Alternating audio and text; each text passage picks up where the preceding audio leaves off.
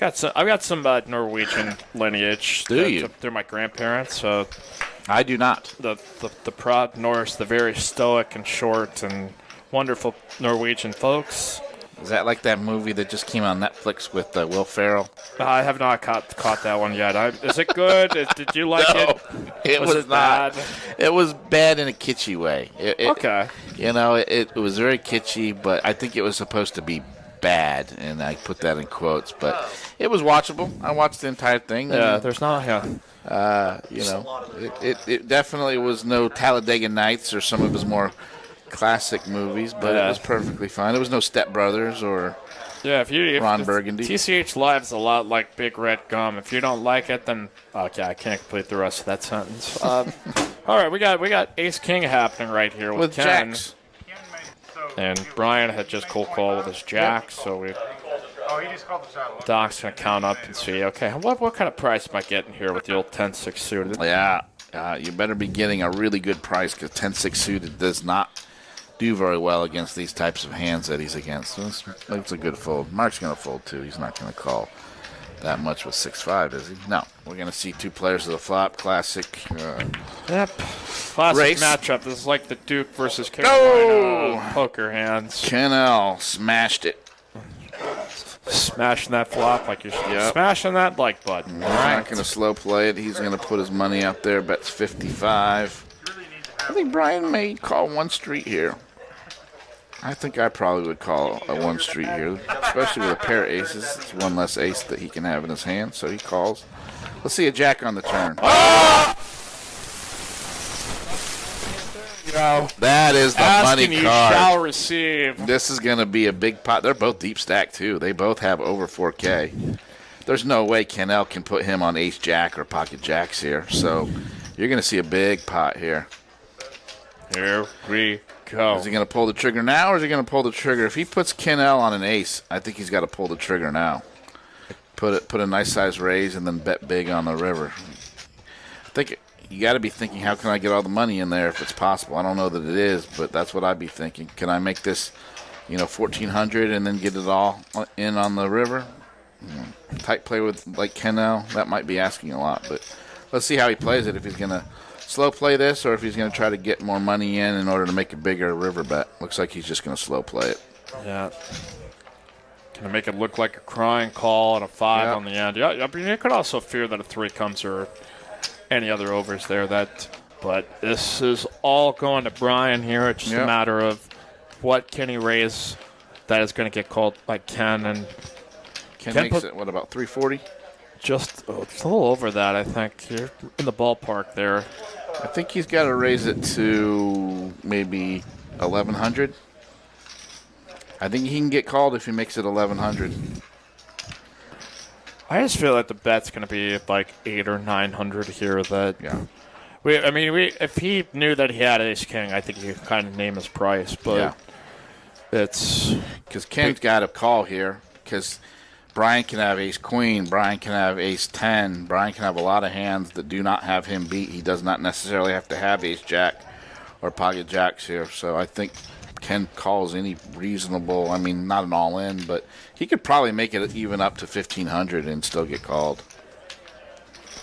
So the decision here for Brian to get max value here with jacks full.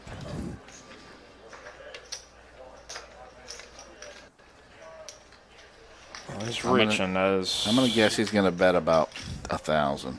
Yeah, that seems reasonable. Yeah. And might be even bigger. A little over that. He went bigger. Ken does not like it. Ken does not like it. I don't know what he's saying because he's got a mask on, but it's probably not pleasant. Yeah, he went pretty big. He made it 1.3K. I like it. If Ken can lay this down, then that's a great laydown. I don't think he can, though. I know I couldn't. I know I'm never laying down an ace here with top kicker, but Ken may be able to. He's pretty tight, but if I had to bet, I'd say he's going to call here, and he's going to be pretty upset. I think it's tough for him to put him on threes full. That it's like, okay, he would have probably raised the turn had that came. If he could piece together that, because Brian did not 3-bet him, or he did not put an extra raise in. pre-flop, so he may be sitting there thinking, did ace-5 get there? Maybe.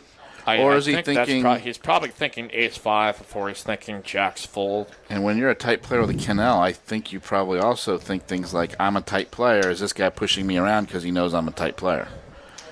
I mean, I think you've got to be thinking that as well. Brian got caught in a bluff earlier in the night, so, I mean, we've seen him bluff. Not this big. You know, you've said it many times. When people bet this big on the river, it's usually not a bluff. It's just rarely ever a bluff in the spot, but it's not here. But this is such a, I mean, you have 3 of a kind aces with the best possible kicker that ace-queen could definitely try to value raise here. Ace-10, maybe if you're a psycho, could absolutely try to. But I mean, he's got ace-jack or pocket jacks, or he's on a complete bluff. You know, I think ace-10 less likely, but ace-queen, I think he might do that with ace-queen. I don't know. I mean, Ken may be thinking, I don't know this guy. I don't know what he's doing. Would he do this with ace-9, ace-10? You think most people wouldn't do that, but unless you've played with somebody, you don't really know. He's going to call, I think. He's got it. He's counting it out. It looks like he's favoring a call right here, but what a terrible turn card for him. He just doesn't know what to do here. I've been in that situation so many times where it's so much money to win and also so much money to lose. It's just a tough decision. Our chat just exploding right now. Yeah, you don't want to be bluffed here, too. I mean, what a terrible, terrible feeling to think you got bluffed here.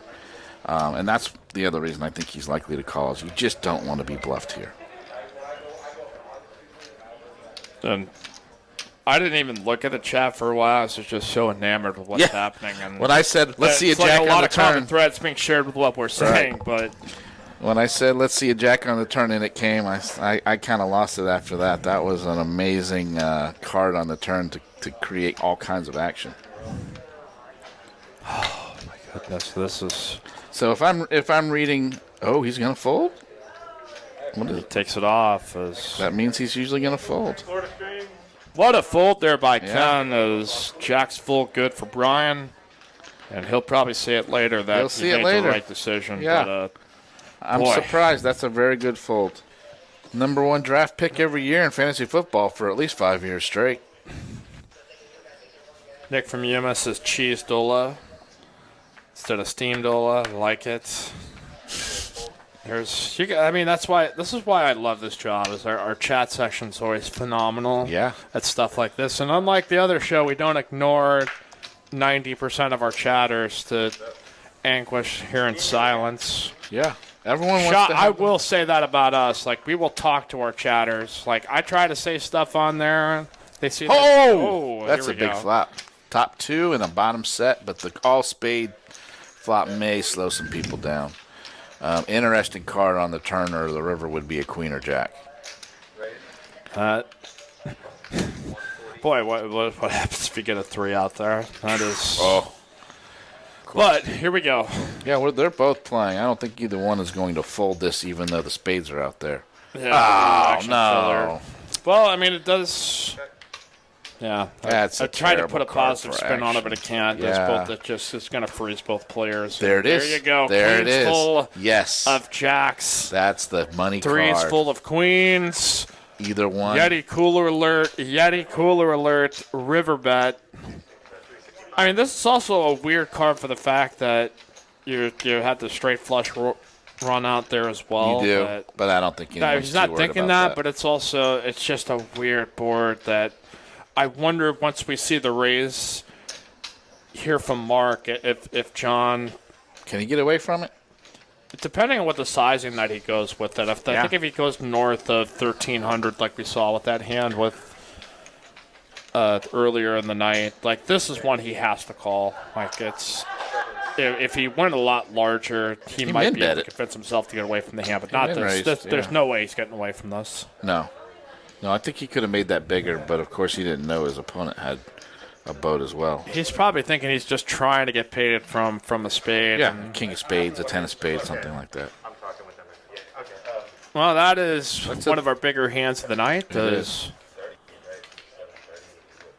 Has he not called? I think they're counting out what the total number because he made a 365, so he had to make probably a min raise big enough back. He's got to make it 7:30. Yeah. So, like, he put in enough to put in a raise, but not quite enough. But, whew. That's a cooler. Flap a set, river a boat, and you're beat. That was some action right there for you. Yep. Tough hand there for Little John. Yeah, Little John definitely got a cooler there. Don't think you can get away from that after a min raise. I'm not sure why he min raised there. I think you've got to do more than a min raise, but you know, he might have just feared that he wasn't going to get called otherwise. And well, Brian lost those his are two action. contrasting spots there that are kind of saw the same exact thing, boat versus boat.